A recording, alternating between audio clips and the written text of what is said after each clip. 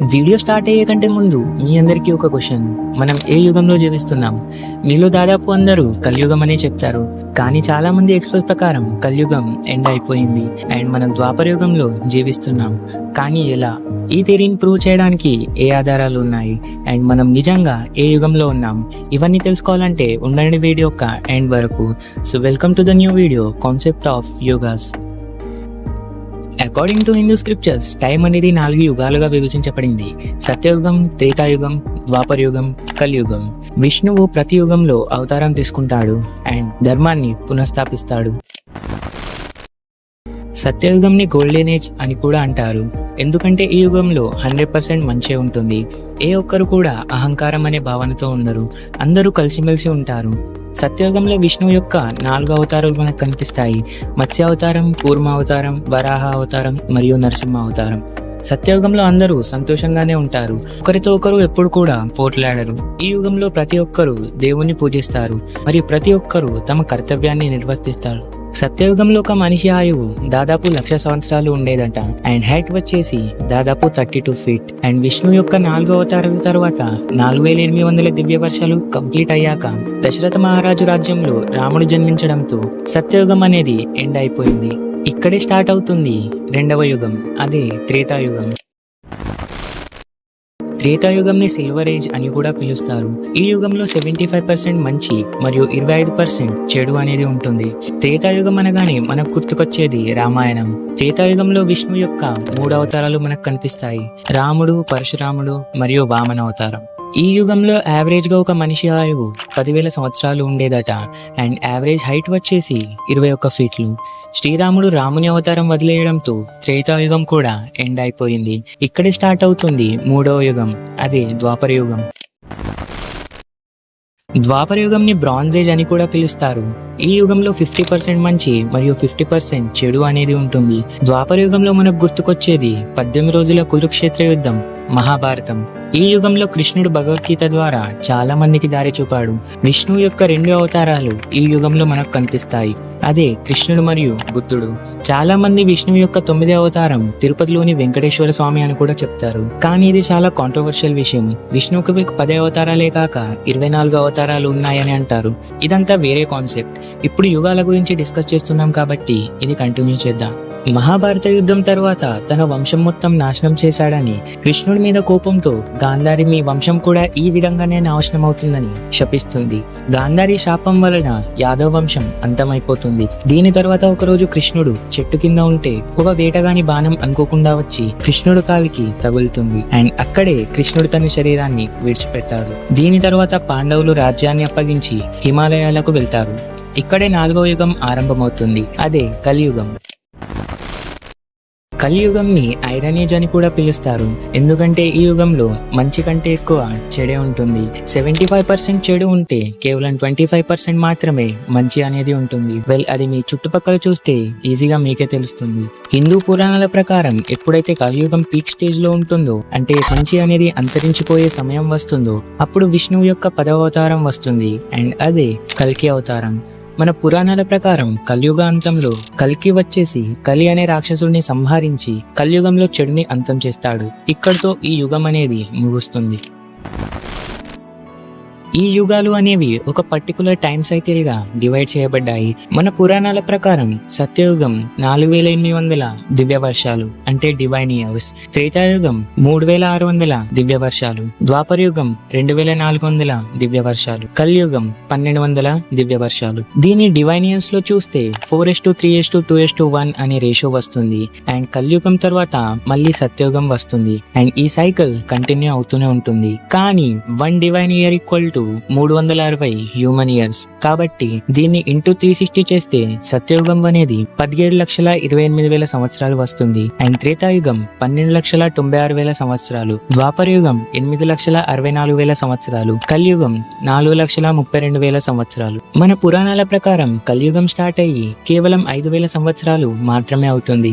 ఇంకా కలియుగ అంతానికి 4,26,000 సంవత్సరాలు మిగిలే ఉన్నాయి. బట్ ఇప్పుడు ప్రాక్టికల్ విషయానికి వచ్చేద్దాం. ఈ యుగాల యొక్క యాక్చువల్ ఏజ్ ని కనుక్కోవడానికి ట్రై చేద్దాం. ఈ యుగాల ఏజ్ అనేది తెలిస్తే మనం ఏ యుగంలో ఉన్నాం అనేది కూడా తెలుస్తుంది. ఈ యుగాలని హిస్టారికల్ ఫ్యాక్ట్స్ ద్వారా ప్రూఫ్ చేద్దాం. హిస్టారికల్ ఫ్యాక్ట్స్ అనేవి 3 రకాలుగా ఉంటాయి: literary facts, archaeological facts and analytical facts. Literary facts అంటే ఏవైతే బుక్స్ పై ఆధారపడిన ఫ్యాక్ట్స్ ఉంటాయో వాటిని లిటరరీ ఫ్యాక్ట్స్ అని అంటారు. ఆర్కియాలజికల్ ఫ్యాక్ట్స్ అంటే ఏదైనా త్రవ్వకాల్లో దొరికిన వస్తువులను కార్బన్ డేటింగ్ ద్వారా అవి ఏ పీరియడ్ నాటియో కనిపెట్టడమే ఆర్కియాలజికల్ ఫ్యాక్ట్స్. అనాలిటికల్ ఫ్యాక్ట్స్ అంటే ఒక పర్టికులర్ టైంలో నివసించే రాజుల ద్వారా, లేక అక్కడ ఉన్న ప్రజల ద్వారా, లేక ఆ టైంలో భాష మొదలగు వాటిని అనలైజ్ చేసి టైం పీరియడ్ గురించి చెప్పే వాటిని అనాలిటికల్ ఫ్యాక్ట్స్ అని అంటారు.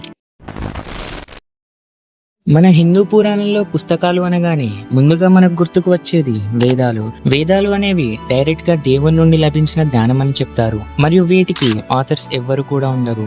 మన హిందూయిజంలో 4 వేదాలు ఉన్నాయి: ఋగ్వేదం, సామవేదం, యజుర్వేదం మరియు అథర్వవేదం. ఈ 4 వేదాలలో యజుర్వేదం మరియు అథర్వవేదంలో కృతయుగం అంటే సత్యయుగం మరియు త్రేతాయుగం, ద్వాపరయుగం మొదలైన యుగాల వాటి గురించి ఇన్ఫర్మేషన్ కనిపిస్తుంది. అంటే మన వేదాలలో యుగాల గురించి చెప్పబడింది. ఇక వేదాలు కాకుండా మనం చూడాల్సిన పుస్తకాలు పురాణాలు.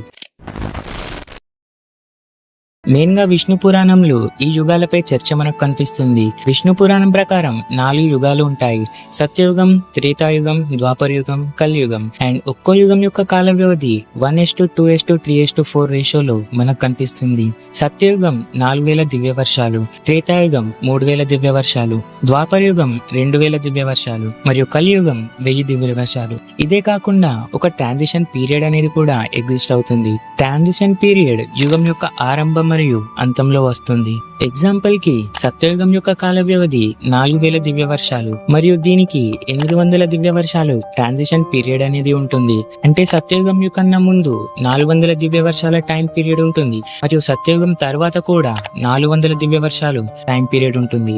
ఇక మొత్తం కలిపి సత్యయుగం యొక్క కాల వ్యవధి 4800 దివ్య వర్షాలు అవుతుంది. ఒక దివ్య వర్షం మనుషులకి 360 సంవత్సరాలతో సమానం కాబట్టి 4800 × 360 17,28,000 సంవత్సరాలు వస్తుంది. సో ఈ విధంగానే ఈ ట్రాన్సిషన్ పీరియడ్ తో మిగతా యుగాలు అంటే త్రేతాయుగం, ద్వాపరయుగం, కలియుగం యొక్క టైం లైన్ ని క్యాల్కులేట్ చేస్తే అవి 12,96,000 సంవత్సరాలు, 8,64,000 సంవత్సరాలు మరియు 4,32,000 సంవత్సరాలు వస్తుంది. సో ఇది వచ్చేసి పురాణాల ప్రకారం. కానీ మనం ఇప్పుడు ఇతిహాసాలను రిఫరెన్స్ గా తీసుకోబోతున్నాం. సో మనకు ఉన్న ఇతిహాసాలలో రామాయణం మరియు మహాభారతం చాలా ఫేమస్. మనం మహాభారతంలో చూసుకుంటే 2 సార్లు యుగాల గురించి చెప్పబడింది. ఒకసారి భీముడు మరియు హనుమంతుని మధ్య జరిగిన సంభాషణలో హనుమంతుడు భీమునికి 4 యుగాల గురించి చెప్తూ ఉంటాడు. ఇది మహాభారతంలోని అరణ్య పర్వంలోని తృతీయాశ్వాసంలో మనకు కనిపిస్తుంది. ఇదే కాకుండా శాంతి పర్వంలో ద్వితీయాశ్వాసంలో భీష్ముడు మరియు ధర్మరాజుకు జరిగిన సంభాషణలో కూడా ఈ యుగాల గురించి చెప్పబడింది. భీష్ముడు ధర్మరాజుకు వివిధ యుగాల్లో ధర్మం ఎలా నడుస్తుంది క్లియర్ గా ఎక్స్ప్లెయిన్ చేస్తూ ఉంటాడు. ఇక ఇతిహాసాలు కాకుండా మన పవిత్ర గ్రంథమైన భగవద్గీతలో కూడా యుగాల గురించి చెప్పబడింది. కానీ ఇక్కడ 4 యుగాల గురించి పర్టికులర్ గా ఉండదు.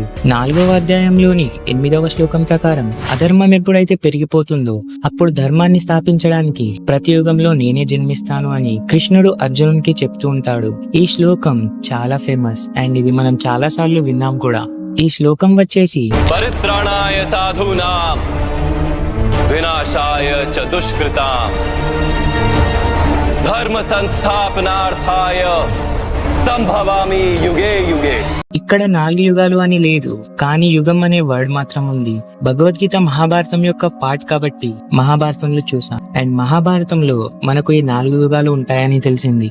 ఇక ఇప్పుడు రామాయణాన్ని చూస్తే రామాయణంలో యుగాల గురించి చెప్పలేదు, కానీ రామాయణం అనేది మహాభారతం కంటే ముందు జరిగిందని మనకు తెలుసు. సో మనం రామాయణం ఏ టైంలో జరిగిందో తెలుసుకుంటే ఇక ఆ టైం ని మహాభారతం జరిగిన టైం ని మరియు యుగాల యొక్క టైం ని మ్యాచ్ చేసి చూస్తే యుగాల యొక్క కాల వ్యవధి అనేది మనకు తెలిసే ఛాన్స్ ఉంది.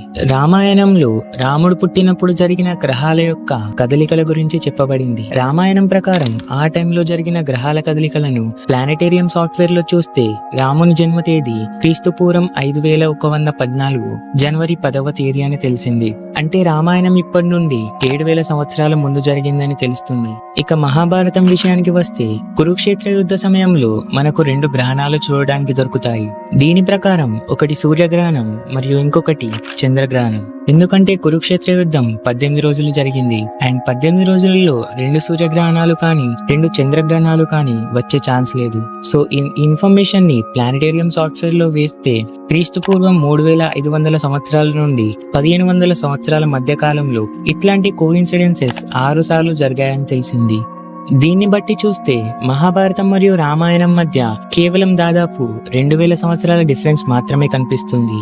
అండ్ మనకు తెలిసిన ఇంకో ఇన్ఫర్మేషన్, యుద్ధం అంతమై దాదాపు 36 సంవత్సరాల తరువాత కృష్ణుడు అవతారం విడిచిపెట్టడంతో ఈ యుగం అనేది అంతమైపోయింది. బట్ ఓన్లీ లిటరీ ఫ్యాక్ట్స్ ని ఫైనల్ ప్రూఫ్ గా తీసుకోలేము. సో ఇప్పుడు మనం ఆర్కియాలజికల్ ఫ్యాక్ట్స్ కూడా చూద్దాము. రామాయణం యొక్క పెద్ద ఆర్కియాలజికల్ ఎవిడెన్స్ వచ్చేసి రామ్ సేతు. రీసెర్చర్స్ ప్రకారం ఈ రామ్ సేతుపై ఉన్న రాళ్ళు దాదాపు 7000 సంవత్సరాల క్రితం నాటివి. సో దీని అర్థం ఇది క్రీస్తు పూర్వం 5000 సంవత్సరాల క్రిందది. అండ్ ఈ టైం పీరియడ్ రామాయణం యొక్క టైం పీరియడ్ తో మ్యాచ్ అవుతుంది. అండ్ ఇప్పుడు మహాభారతం యొక్క ఆర్కియాలజికల్ ఎవిడెన్స్ గురించి మాట్లాడితే ప్రస్తుతం కొన్ని సంవత్సరాల క్రింద సముద్రంలో దొరికిన ద్వారకా నగరం అని చెప్పవచ్చు. ద్వారకా నగరం గురించి పూర్తి వివరాలు ఇంకా తెలియదు. బట్ అర్లీగా చేసిన కార్బన్ డేటింగ్ ప్రకారం ద్వారకా నగరం అనేది సో ఈ ఎవిడెన్స్ ని బట్టి చూసినా కూడా రామాయణం మరియు మహాభారతం మధ్య డిఫరెన్స్ కేవలం కొన్ని సంవత్సరాల నాటిదే అని తెలుస్తుంది. యుగాలు అనేవి కేవలం టైం పీరియడ్ ని కాకుండా ఒక సైకలాజికల్ అండ్ ఫిజికలాజికల్ వ్యూ ని కూడా రిప్రజెంట్ చేస్తాయి. మన వేదాల ప్రకారం కొన్ని వేదాలలో మన కండిషన్ ని యుగాలుగా చెప్పడం జరిగింది. ఎగ్జాంపుల్ కి మనం పడుకున్నప్పుడు కలియుగంలో ఉంటాం, లేచినప్పుడు ద్వాపర యుగంలో ఉంటాం, నిలబడినప్పుడు త్రేతాయుగంలో ఉంటాం మరియు నడుస్తున్నప్పుడు సత్యయుగంలో ఉంటాం. ఇంతేకాకుండా మన ఏజ్ ప్రకారం కూడా యుగాలను డిఫైన్ చేయడం జరిగింది. లైక్ మనం బాల్య వ్యవస్థలో ఉన్నప్పుడు సత్యయుగంలో ఉంటాం, యువ వ్యవస్థలో అంటే త్రేతాయుగంలో ఉంటాం, వృద్ధ వ్యవస్థలో ఉంటే ద్వాపర యుగంలో ఉంటాం, ఇక చనిపోతే మనం కలియుగంలో ఉంటాం. సో మన గ్రంథాలు అనేది ఓన్లీ టైం పీరియడ్ నే కాకుండా ఒక సైకలాజికల్ వ్యూ ని కూడా రిప్రజెంట్ చేస్తాయి. ఈ యుగాలపై చర్చ అనేది గత కొన్ని సంవత్సరాలుగా జరుగుతూనే వస్తుంది అండ్ ఇప్పటికీ సరైన ఆన్సర్ ఎవరి వద్ద లేదు. మనం యుగాల గురించి తెలుసుకుంటున్నాం కాబట్టి మనం నివసిస్తున్న కలియుగం గురించి తెలుసుకోవడం చాలా అవసరం. కలియుగం స్టార్ట్ అనేది ఎప్పుడు అయింది, మన నెక్స్ట్ వీడియోలో కలియుగం అనేది ఎప్పుడు స్టార్ట్ అయిందో తెలుసుకుందాం. ఇంతేకాక ఒక యుగ సైకిల్ అనేది లక్షల సంవత్సరాల్లో ఉంటుందా లేక కొన్ని వేల సంవత్సరాలు మాత్రమే ఉంటుందా అనేది కూడా తెలుసుకుందాం. ఇంతేకాకుండా మనం కలియుగంలో ఉన్నామా లేక అసెంట్ ద్వాపర యుగంలో ఉన్నామా, అసలు అసెంట్ ద్వాపర యుగం అంటే ఏంటి, ఇవన్నీ నెక్స్ట్ వీడియోలో చూద్దాం. So be ready for next video. And ఈ వీడియో నచ్చితే లైక్, షేర్ అండ్ సబ్స్క్రైబ్ 3 చేయండి. అండ్ ఇంతవరకు చూసినందుకు థ్యాంక్స్ ఫర్ వాచింగ్.